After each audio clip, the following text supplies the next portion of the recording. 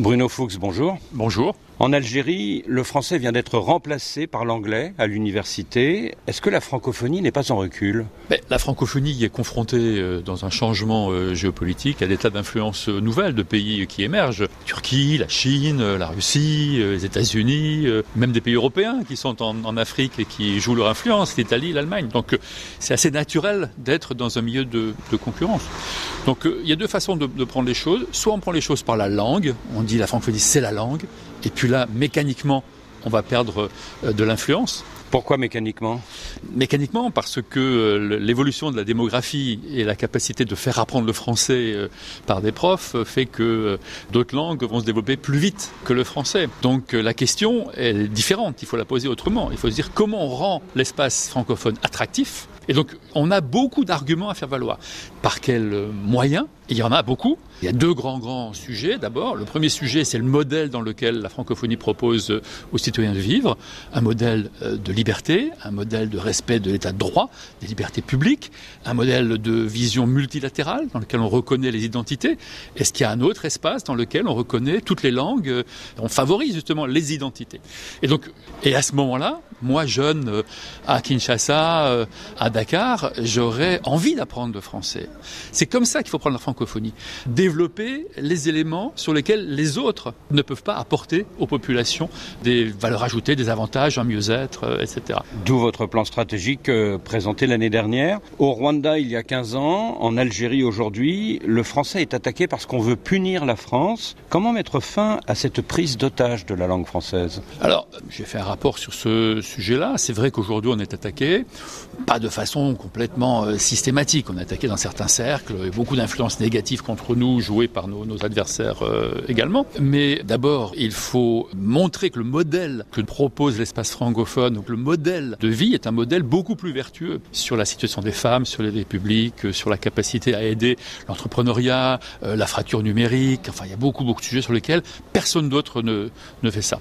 Et concernant la France, on a énormément de choses que d'autres ne font pas, mais qui ne sont pas du tout valorisées ou connues, parce que on a un certain nombre d'invariants, ou en tout cas de chiffons rouges, en tout cas, qui font qu'on se polarise là-dessus. La présence militaire, la condescendance, la question des visas.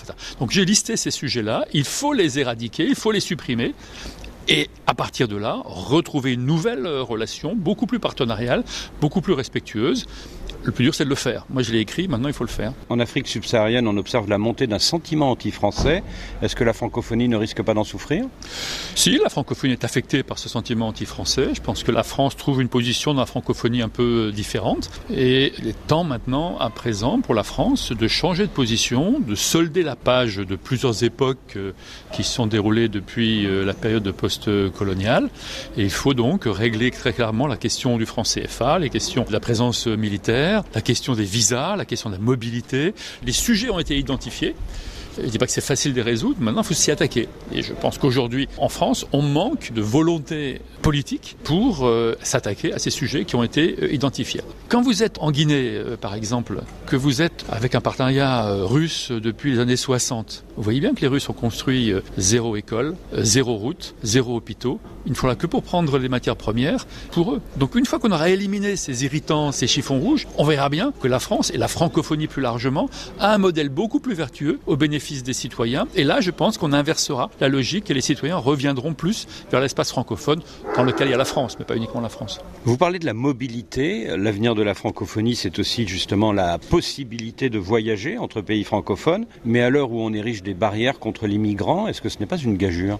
C'est un paradoxe ou une contradiction en tout cas. On ne peut pas dire on veut créer un espace francophone avec des gens qui respectent leurs identités, qui ne sont pas pareils, mais qui ont une vision du monde identique. Et puis ériger des barrières. Alors, c'est pas uniquement France, pays du Sud, c'est l'ensemble de l'espace francophone qu'il faut intégrer là-dedans. Mais s'il n'y a pas de règles de mobilité précises, claires, dans l'espace francophone, cet espace ne peut pas exister. Les jeunes, c'est pas le français qui les intéresse particulièrement, c'est les capacités de trouver un travail, d'être formés. Et donc, si vous allez au consulat de Chine et que dans l'après-midi, vous partez avec un visa, vous allez en Chine. S'il vous faut 9 mois ou des tas de procédures compliquées avec la France, vous irez en Chine, en Russie, au Canada, en Turquie. Voilà. Il y a des choses extrêmement pratiques. Et c'est vrai que la France ne donne pas le meilleur exemple. Il faut rester dans un contrôle de l'immigration, mais il faut des règles précises. Aujourd'hui, quand vous êtes un jeune Sénégalais, vous déposez une demande de visa, vous ne savez pas si vous allez l'avoir ou pas. Et donc vous le regrettez, ça, hein? Je regrette, et je dis, tant qu'on n'aura pas réglé la question des règles de mobilité, c'est pas une mobilité permanente pour tout le monde, parce que là, c'est impossible de le faire aujourd'hui, il faut que ce soit à flux constant, et il faut que des règles claires de mobilité. Peut-être pour les professeurs, peut-être pour les sportifs, peut-être pour les chefs d'entreprise, mais... Les étudiants? Les étudiants, bien évidemment. Quand vous avez un chef d'entreprise qui est en Côte d'Ivoire, c'est une vraie histoire, et qui a son visa 9 fois de suite, et la 10e, on lui refuse, le gars, il ne peut pas comprendre, c'est impossible. En Afrique de l'Ouest, 4 pays ont été suspendus de l'OIF pour coup d'État, mais l'un des 4, la Guinée, vient d'être réintégré, alors que les 2 grandes figures de la société civile, Foni Kemengue et Mamadou Biloba, ont disparu depuis 3 mois. Est-ce que ce n'est pas contradictoire avec les valeurs de la francophonie?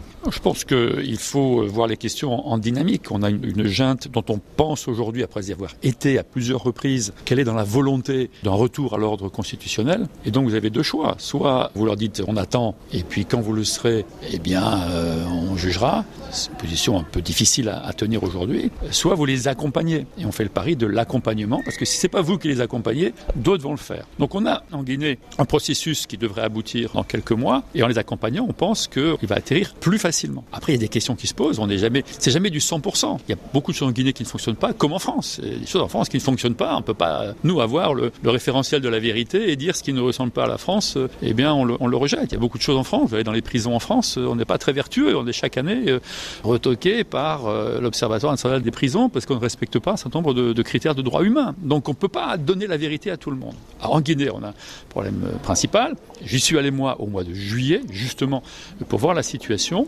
On a une constitution qui est extrêmement solide, très charpentée, dans laquelle, par exemple, il n'y a pas la peine de mort, dans laquelle, par exemple, il y a l'interdiction de mutilation génitale, par exemple. Donc il y a des avancées très fortes dans cette constitution. Et on a 2 sujets principaux aujourd'hui en Guinée, qui est la question des médias, et des médias qui ont été fermés de façon extrêmement brutale.